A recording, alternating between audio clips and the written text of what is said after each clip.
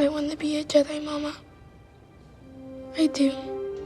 I want to learn the ways of the Force and become a Jedi like my father. Hey, welcome back, Screen Crush. I'm Ryan Airy, and this is all of the Easter eggs, references, and little things you might have missed in The Acolyte, Episode 3. So, we're going to break this episode down in a couple of different ways. First, we're going to talk about what literally happens in the episode, and then we're going to go through some theories about what the heck Osha and May actually are and how they were created. But we're also going to break down some of the historical symbolism and myth that this story draws from. But basically, I think this show could just be showing us how this happened. Somehow Palpatine returned. Now, one thing I loved about this episode is how it portrays the Jedi in kind of a more negative light. Now, we want to believe that the Jedi are always selfless and always do the right thing. Jedi cannot help what they are. Their compassion leaves a trail. But they're human. They make mistakes. And as we'll talk about later, this episode shows us exactly how monsters like Palpatine were able to take advantage of the Jedi hubris and rise to power. So we open moving across the landscape of Brendok, and notice one of the first images we see are these ruins of a tower beside a stone altar. Oh yeah, looks like Stonehenge. Exactly. Druids and pagans created stone altars like this to better commune with nature. Native American earthworks like Serpent Mound were also astronomical calendars, and sacred sites like Stonehenge were used to conduct ceremonies. At least, we think they were. The fact is that many European ancient religions and customs were wiped out in the Middle Ages by the spread of Christianity. And I think that's what this episode is about. The Jedi are like the Knights of the Crusades, stamping out any religion that isn't approved by their government. Now, I do think they have a good reason for doing this, which is tied to the High Republic books that I'm going to get into just a little bit later. This stone circle might also remind you of the site where Grogu summons Luke Skywalker in Season 2 of The Mandalorian, or even of the first Jedi Temple in Ahch-To. And I don't think that design choice is an accident, but again, we're going to dive into that a little bit later. There are no accidents. Yes, I know. Hey person, I'm back. You were gone? Yeah man, I took a vacation in my sweet ride. Check it out. Oh, you went for a ride in the smelly truck? It's not a smelly truck. Dude, that truck really smells. Everybody knows that. Yeah, he's right. It smells bad. Yeah, man, it's really gross. It smells like a Sarlacc gum disease. Oh, you're right. It does smell. But the truck had that smell when I bought it. No wonder it was so cheap. Oh, jeez. I guess I'm stuck with a smelly old truck. Well, that's okay, man. Why don't you try a Drift air freshener? Here. Is that better? Wow, that smells great. What is that? Well, Drift is a car air freshener that is a piece of wood imbued with the fragrance. This one is called Grove. It has hints of mountain green, citrus, and vanilla. And I'm telling you guys, I love this air freshener. A lot of car air fresheners smell artificial and kind of gross and plasticky, but Drift has a natural aroma that makes your car feel like home. When I opened this, I could not believe how good it smells, and it's made by Drift, our partner for this video. So Drift is the sister company to Scentbird. You guys know we talk about Scentbird cologne all the time here on the channel, but Drift is an air freshener for your home or car. This one is specifically made for a car. It even comes with this metal clip for your sun visor. Now this lasts up to 30 days, and their car fresheners only cost $9 to $15, which believe me is worth it to smell this good. But what I really recommend is their Scent of the Month Club, which is a subscription service that sends you this starter kit and then monthly refills. This includes the Scent of the Month with a new limited edition scent inspired by each season. Oh. The subscription is flexible. You can change your scent choice frequency or cancel at any time. So be sure to use my code ScreenCrush55 for 55% off your first month at Drift. That's less than $5 for your first month. Just check out our link below. Next, we see Osha sitting beneath a yellow bunta tree and studying this weird kind of moth jellyfish butterfly. Now, right away, we're seeing how Osha does not feel like she is part of this community, and she would be more suited to the life of a Jedi. She likes to wander off on her own, to be within nature. Now, it's against the rules for her to be near this tree because it's considered dangerous. So this is all meant to make us think that Osha is like very good and honest, and that May is the evil twin. But we do get subtle hints here that Osha does share some dark side tendencies. For instance, she suspends this insect with the Force, but when May does it, she thinks it's cruel. Stop!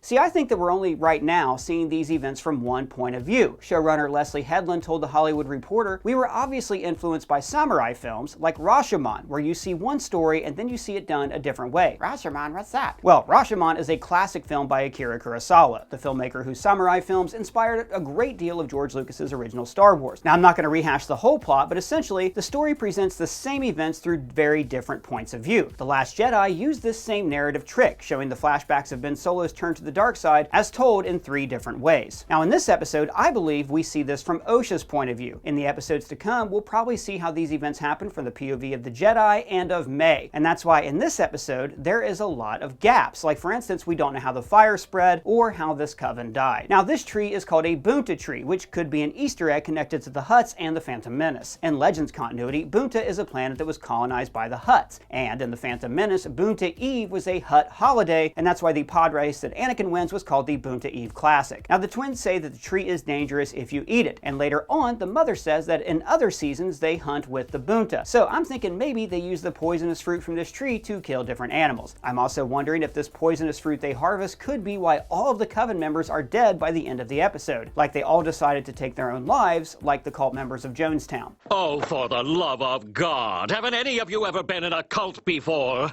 So we learn right away that May and Osha don't get along. Why do you always have to do things like that? Why do you always run off alone? Which explains why Osha didn't immediately hop in her sister's speeder or give her a hug last episode. The two of them recite their rhyme. I am with you, always one, born as two. Which sounds like it could be a nursery rhyme or a spell. See, I think this is hinting at the dark side magic used to create them, which could be connected to this. Somehow Palpatine returned. But again, I'm going to get into potential theories a little bit later in the video because of, possible spoilers. And hey, did you guys see this Anakin Kills Sand parody shirt that we just designed for our merch store, ScreenCrushMerch.com? We love designing shirts like this for you guys, where we have classics like the original trilogy, Somehow Palpatine Returned, the Hello There, Say No to Death Sticks, Prequel Apologist, and many, many more. Guys, shopping our merch store is the best way to support our channel so we can make videos like this one. Thank you for clicking the links below and thank you for your support. So then Mother Coral gets them in trouble. At least I think it's pronounced Coral. To me it sounded like this. Now she of course is a Zabrak, the same species as Darth Maul. And in the Clone Wars series we learned that many in his species are actually predisposed toward being Force sensitive, but in the dark side of the Force. So this is very similar to the Night Sisters of Dathomir, who I think inspired the coven we see in this episode. What are the witches of Dathomir? Dathomir, but okay, so stay with me because this gets a little bit weird, but I think it's going to be very important to understanding this episode. So when you watch just the Star Wars movies, you get the idea that the Force is binary. There's a good side and a bad side, and there are Jedi who fight the Sith. But when you watch the shows and read the books, you find out that there are a litany of other Force religions and Force users. But by the time of the original trilogy, Palpatine had stamped out all other Force users except the Sith. Now most of these Force users used to congregate on the planet Jedha in Jedha City. That is the city that the Empire destroys in Rogue One. So about 400 years before the Phantom Menace, there was a riot in Jedha during a high holy holiday that was insulted by a cult called the Path of the Open Hand. Now, the Path of the Open Hand are the main antagonist of the High Republic Phase 2. They had one simple belief, that if you use or manipulate the Force, like the Jedi do, then you are damaging the Force. And, interestingly enough, the Mother in this episode espouses a kind of similar view. But we know the threat is not a power you wield. Path members are known for the 3 painted lines on their faces, similar to the spiral and the others wear in this episode. Now, the Path is eventually overtaken by violent extremists who want to exterminate the Jedi. And then, over the next century, they evolve into a group of violent pirates called the Nihil, who also wear a modification of that 3-line face marking. Now, we know the Nihil are eventually defeated because of a short story called The Veteran in the book Return of the Jedi from a certain point of view. But other Force religions, like the Path of the Open Hand, could have evolved into Force religions like the Coven that we see in this episode. Or they could have been an offshoot of the Force Witches who originally came from a galaxy called Peridia that we saw in the show Ahsoka. So these ancient Force users traveled to the Star Wars galaxy using hyperspace whales called the Purrgil, and then they settled on a planet called Dathomir. Now, the Dathomirian witches lived in several different clans called, according to Wikipedia, the Blue Coral Diver, the Singing Mountain, and the Howling Crag clans. Now, each of these sects seems to have practiced a different kind of Force magic. The Mountain clan were very non-violent and used the Force for healing, but we know the most about the Night Sisters of Dathomir. They practiced a kind of dark side Force magic with a K. Interestingly, they were able to practice this dark side magic without literally following to the dark side like a Sith. What? This is outrageous. It's unfair. Now, one Night Sister, Asajj Ventress, even taught a Jedi named Quinlan Vos how to tap into the dark side of the Force in the excellent book Dark Disciple. Now, the Night Sisters also ruled over a sect of Zabraks called the Night Brothers, and this is where Darth Maul came from. And this could also explain the connection to the Zabrak mother that we see in this episode. Now, we also know that Night Sisters practiced dark magic that allowed them to resurrect the spirits of the dead. And Palpatine basically spent 50 years figuring out how to preserve his spirit with the dark side of the Force while also cloning a Force-sensitive body. Dark science. Cloning. Secrets only the Sith knew. Now, I bring all this weird stuff up because I think this Coven of Force Witches could be an offshoot of the Force Witches of Dathomir. Later on, the Mother says, We were hunted, persecuted. And so were the Night Sisters. Decades before the Skywalker saga, the Jedi fought the Night Sisters in countless wars. Now, there are subtle connections between these covens. Both this coven and the Night Sisters used longbows as weapons, and they each refer to the Force as a tapestry. Pull the thread. Change everything. It is a loose thread. And the show is also hinting that dark magic was used to create the twins, which again could connect directly to Palpatine's quest for eternal life that I'm going to talk about a little bit later. Now, back at the compound, these girls want to eat spice creams, which, okay, I get it, it's cute and it sounds like ice cream, but spice is actually a dangerous drug in the Star Wars galaxy. So is this a secluded cult that pumps children full of narcotics and then forces them to participate in religious ceremonies that scar their flesh? I think it's just ice cream, person. Maybe. Well, in the books though, characters do drink a beverage called caf that's kind of like coffee, which, by the way, off topic, have you noticed how much people in Star Wars are just now casually drinking cups on Disney Plus shows? It's weird. And then we meet the Mother. Now, she seems to be May and Osha's literal mother. I created them. But she is also the matriarch and ruler of the clan, so Mother is also her title. Now, all throughout history, there have been many tribes and societies that were ruled by a matriarchy. But historically, these societies were wiped out by patriarchal societies, usually colonizers from another country, that were ruled by men. I think it's interesting how she describes the Force in terms that are more feminine. By the same thread. A thread woven through all of existence. Now, this philosophy seems like it's an offshoot of the strict non-interference of the path of the open hand, but this philosophy could have evolved to encompass more traditionally feminine practices like weaving and tapestries. She also says, Pull the thread. Change everything. It ties you to your destiny. It binds you to others. And I believe this is what Osha does in this episode. When she pulls at the thread of her curiosity about the Jedi, her path also becomes linked to theirs. Also, notice how the Coven seems to believe in the power of duality, of a binary. The Mother talks about the power of two. Power of two. And the swirls in their foreheads are centered around two dots that sort of make up a yin-yang symbol. Now, the yin-yang is a symbol of dark and light balancing one another, just as life balances death, and the Force is balanced between the light side and the dark side. As all things should be. A modified version of the yin-yang also appears on the floor of the very first Jedi symbol that we see on Ahch-To, showing how this idea of balance is integral to enlightenment through the Force. But, as we'll talk about later, the Jedi have now taken to preserving only their practice of the Force and seem to be outlawing other points of view. At least, that's what we see in this episode. In the compound, we also do see many triangles, which are traditionally a symbol of the Sith Order. We also see the Mother wearing triangles. So, I think this coven could also be an offshoot of Sith cultists, like the Jock Jams crowd that we saw in Rise of Skywalker. And we also know that the Mother created Osha and May in a way that is considered unnatural. And what happens if the Jedi discover how you created them? I think that Osha and May were created to be like avatars of the light and dark side of the Force. Case in point, notice how Osha gets behind May. May is always more aggressive in the Force, using it more like a Sith would, whereas Osha likes to hold back and uses it for defense. A Jedi uses the Force for knowledge and defense. We even see a version of this in the opening scene. Osha uses the Force to satisfy her curiosity, to hold the insect in place, and to study it, while May seems to be more interested in tormenting it. Let it go, May. Mother then says, The thread tied you together before you were born. And this can imply the twins are a Force dyad, like Ben Solo and Rey. A dyad in the Force.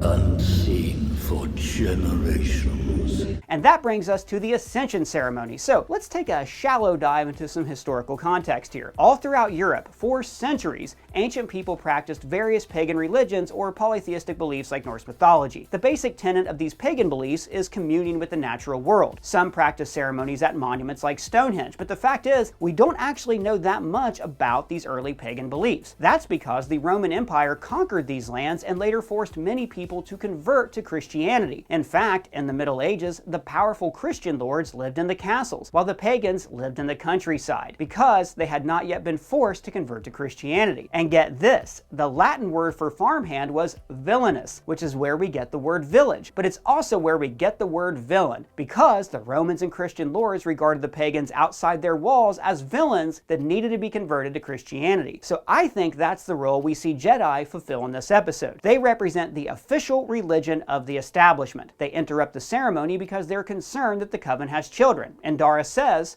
The Republic lost. Brendok is not a part of the Republic. Now, she's cut off, but I believe that she's saying that only the Jedi are allowed to train Force-sensitive children. They say, The Jedi do not take children. which is technically true. They don't steal the kids, but their parents do offer up Force-sensitive toddlers to the Jedi, like as a kind of public service. But still, it's clear in this episode that there is the good, accepted use of the Force, and anyone else is in violation of the official law. But then again, we don't know what the Coven is actually up to. The mother says they were hunted to near extinction until they had 2 children born to them.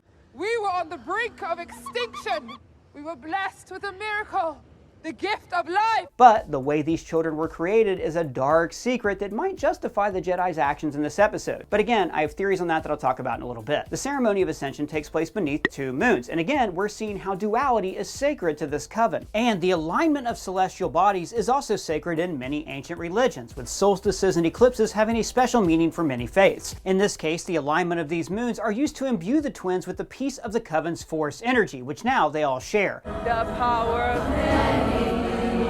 And after May accepts the Ascension, she gets a marking burned into her forehead, similar to the many ceremonial and tribal tattoos that ancient cultures have employed for millennia. And then this ancient ritual is interrupted by the Jedi. They've sliced the platform. But remember, in Star Wars, slice doesn't mean to literally slice something. It's more like a hacker term used to splice into or hack into a security grid. So when the Jedi showed up, I noticed the score change from this kind of ancient choral music to traditional Japanese instruments.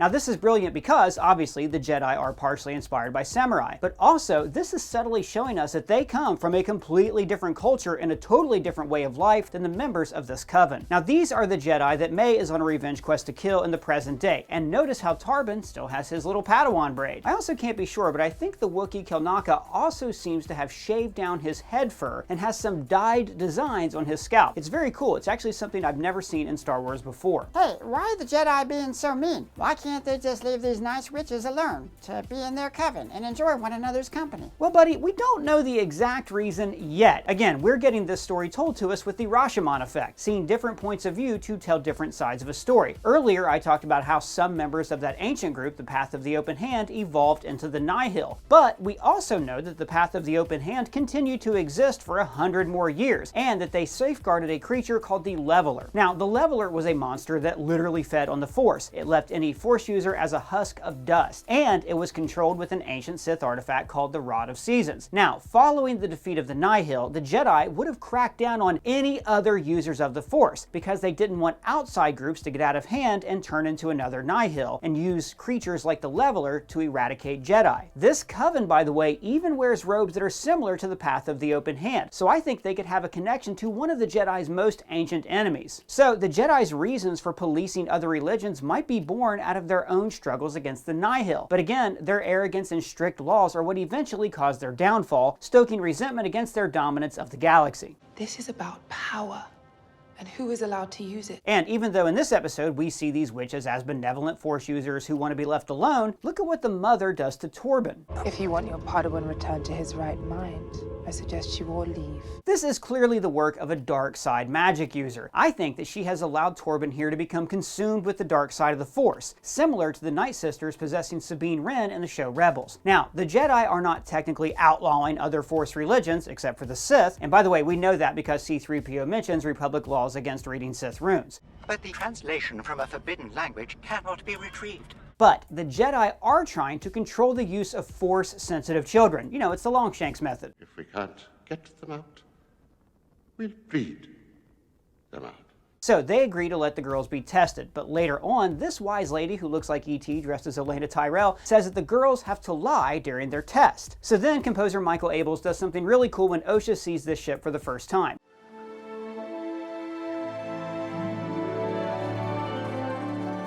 Notice how the music suddenly becomes more magical, like a traditional Star Wars score, when she sees a path to join the Jedi. Now this is because we are seeing the events of this episode from Osha's point of view, and in her mind, the Jedi are fantastical warriors who are the gateway to a larger galaxy. Then we see some familiar testing techniques. Torben takes a blood sample, just like Qui-Gon tested Anakin's blood for an M count. Osha asks if the Jedi all have sabers, and Torben replies, After much training, yes. Yeah, or like after Yoda has a few extra minutes during daycare. And then Osha gets the same Ghostbusters ESP test that Anakin took. The first card is a Tuca Cat like we first saw in Star Wars Rebels, and then a space station that looks a lot like Imperial Station 003 that we saw in the Bad Batch. And then Sol, whose name means sun, explains the Jedi Order to Osha in a way that he knows will make her want to join. But when I joined the Jedi, I found out there were many other children like me.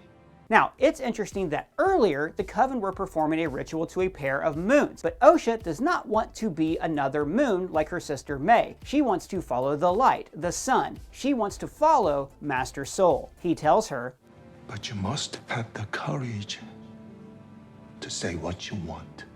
and I think this line is going to be bitterly ironic because the entire episode is about how the truth is subjective depending on your own certain point of view. A certain point of view?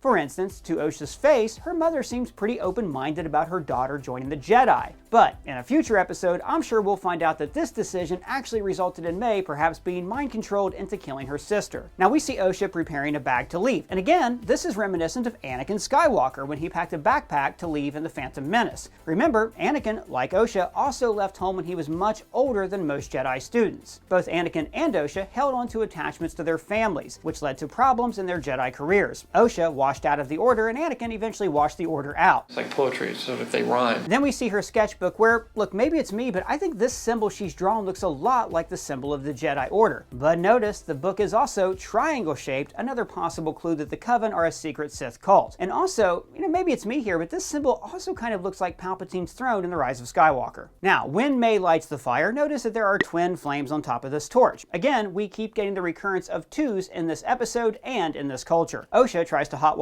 the door, but May beats her to it, so she crawls through the tunnel like Andy Dufresne to her freedom. Now the power core, which by the way looks very similar to the Death Star's power core, is exploding, and there is no way that this was caused by May's little bitty fire. Something else went down here that we're going to discover in a future episode. And then we get another occurrence of twos, both May and Osha divided by a double bridge, showing them on opposite, irreconcilable sides, just like how they seem to inhabit the light and dark side of the Force. So then they both blame each other for the disaster. What have you done? What have you done? What have you done? Again, we're seeing the Rashomon differences in their points of view. And then Osha wakes up wearing a breathing mask, similar to the one that Luke wore in An Empire Strikes Back. And then Sol tells a lie and basically blames the whole thing on May. They started a fire. It destroyed everything. Oh, okay, so they thought they would pin it all on the little dead girl. I mean, that's how it looks. This episode makes it seem like the Jedi showed up, started a fire, killed a bunch of people, and then, in the ultimate insult, they stole a little girl from the Coven and raised her as one of their own. Or at least, that's how it looks after one episode. I think that we'll see these events from May's perspective, and then finally, from the Jedi's perspective. And then when Master Sol describes the events, we'll find out that this was actually a dangerous Sith cult that helped establish Palpatine's rise to power. Now, Colton Ogburn, the guy who's trapped eternally in our television television, but he doesn't know it, so please don't tell him. Tomorrow, he has a great theory video coming out about this, but let me lay out a few clues for you. Like we've already discussed, I think that this coven has connections to ancient Jedi enemies like the Force Witches of Dathomir, the Path of the Open Hand, or maybe both. And at some point, the Jedi began to highly regulate Force-sensitive children. You cannot deny that Jedi have the right to test potential Padawans. Also, we know that the twins were created by the mother and not conceived in a way that is considered Unnatural. And remember, this word is also how Palpatine described the way the Sith used midi-chlorians to create life and cheat death. The dark side of the Force is a pathway to many abilities some consider to be unnatural. So these twins could very well be clones, which is why they look alike. And then they used forbidden techniques to make these clones Force sensitive. Dark science, cloning, secrets only the Sith knew. Or she could have used the midichlorians to create a virgin birth like Anakin. We even hear similar wording. Where is their father? They have no father. Who was his father? There was no father. Now, one interesting fact is that the mother's name sounds very similar to the name Anasia, which is a Greek name meaning a resurrection. So, this coven, with their numbers dwindling, could have found a way to replenish those numbers, conceive children by using the Force, and then add their strength to the rest of the sisters during this ascension ceremony. You do that a few thousand times over the course of 100 years, and then you raise an army big enough to challenge the Jedi. Now, I don't think any of this is going to be a coincidence. I think that we're going to be introduced to the technique that explains Anakin's virgin birth. It could even be that Darth Plagueis is already in this show. Thanks again to Drift for sponsoring this video. Don't forget to check out our links below. And let me know your theories about the Acolyte. Are we seeing the origin of Anakin Skywalker? Is Darth Plagueis already in this show? Are the Jedi a bunch of meanies who got what they deserved? Let us know your thoughts down in the comments below or at me on Twitter. And if it's your first time here, welcome to the channel. Please smash that bell for alerts. For Screen Crush, I'm Ryan Arey.